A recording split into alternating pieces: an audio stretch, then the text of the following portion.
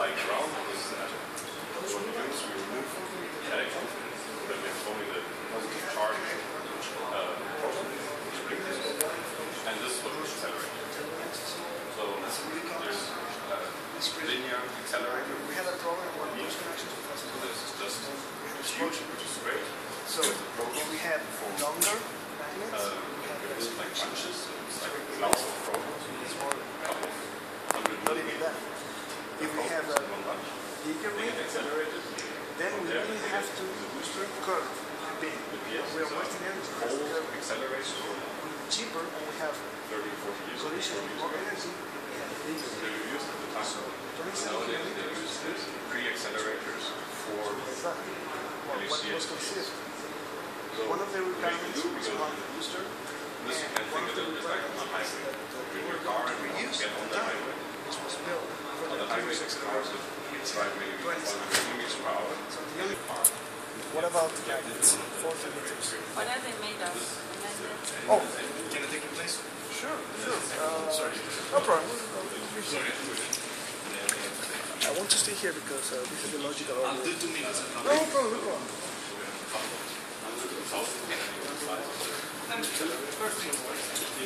How we do science? Did you understand? More or less? Huh? We use protons. We accelerate protons and we do magic with them. How do we accelerate protons? From there on, they get injected in the nucleus. What, can someone tell me one of the most renowned attributes of the proton? It's charge. Okay. Can we use that to make them run somehow? Yeah, if they're attracted to a negative. Exactly. If they are attracted by a magnetic field, right, they are going to follow that. Again, a simple example is the magnet and the nail. Okay? If I have a nail that is moving, start moving by having the magnet in front of me. We do exactly the same thing here. And what I wanted to say before we go into more detail is that all the things that we do here, most of the things that we do here, they're very, very simple ideas. Okay? Very simple ideas that we apply them. The only advanced thing is the relativity science from Einstein, but we're not going to go into that. Okay?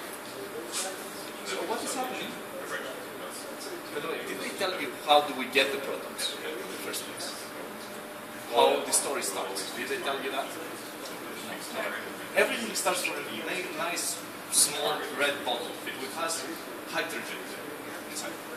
Why do we use hydrogen? Yes, one of the very interesting properties of hydrogen. Yes. The nucleus is just one proton and one electron around. So it's very, very easy to strip off the electrons and just take the protons. Okay? You just apply a thunder between the gas, the electric field, and then voila, you have your protons and electrons separated one by the other. You just have to subtract the electrons, very easy with another magnetic field, and you have a gas of protons altogether. Okay? So we take this gas of protons and we cut it in small pieces, and we call these bunches. Okay? The bunches, they have more or less 1 billion of protons altogether. Okay? And this is how the story starts. So there is a very small chamber that we take 1 billion of protons altogether, and then there is a small tunnel, sorry. And this tunnel is aparted for a lot of magnets one after another. This is called the linear accelerator. Okay, so what is going on is those magnets, they are like switch on, switch off lights. Okay, and they are lighting one after the other. So what is happening? The first light, protons are coming. The second light, the second coming. So this is how we do the first kick of the protons. This is really interesting because in the very, very beginning, we already have 70% of the speed of light.